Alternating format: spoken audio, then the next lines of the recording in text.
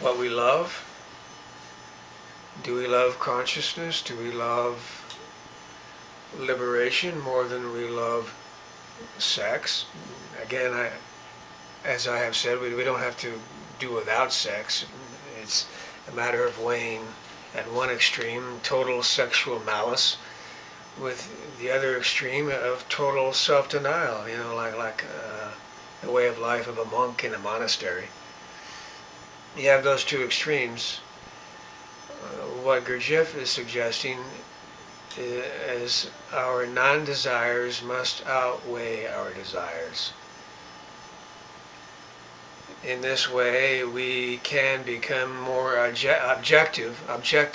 What is developing here is a real objective consciousness of what our bodies really need, what is necessary by way of food, sex, in terms of need for maintenance, that kind of thing.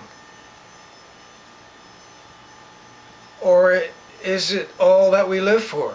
Is to satisfy the wandering nerves constantly in a state of hunger, wanting satisfaction, the appetites, the stomach, and the need for orgasm, sex, feelings of sex, and love, physical love like that.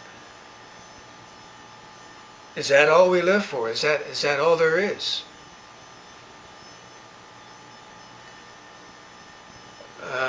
According to the knowledge of Gurdjieff, as he has written it in Beelzebub's Tales to his grandson, if that's all we live for, then, as he has said it, this increases the sorrow of our Father,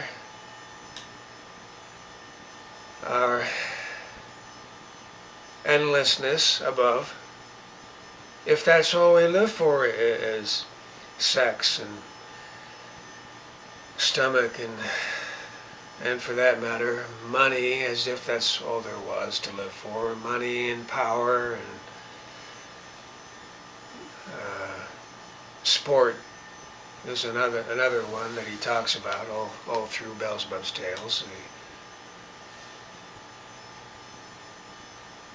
Our sports mentality.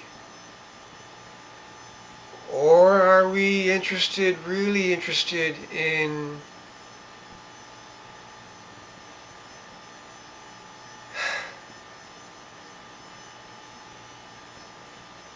self-perfection, self-perfecting, living a way of life of self-perfecting? It means following a way of life of following conscience. Conscience is a guide for us. Trust means development of faith. Faith, different than belief. We're not talking about belief, but faith that what we need to continue along a line of progression of self-development, of continuous progression of perfecting of a higher form within this physical form, that such development of what is called reason, objective reason, divine reason, will develop and perfect. We will receive, Gurdjieff calls it God the Word, another word for it is revelation, that we will receive the kind of knowledge, to the revelation of what it is we need, what we need to see, to continue along this line which we were created by birth to do, which is self-development, self-change, to live that as a way of life, of inner continuous progression of self-change, perfecting of a higher form. This is the reason for our existence. And it is a luxury, and Gurdjieff did call this work of inner self-perfecting and creation of a higher form a luxury. Because most people, most of us three-brained beings here on the planet Earth, do not care for it. It's too much work.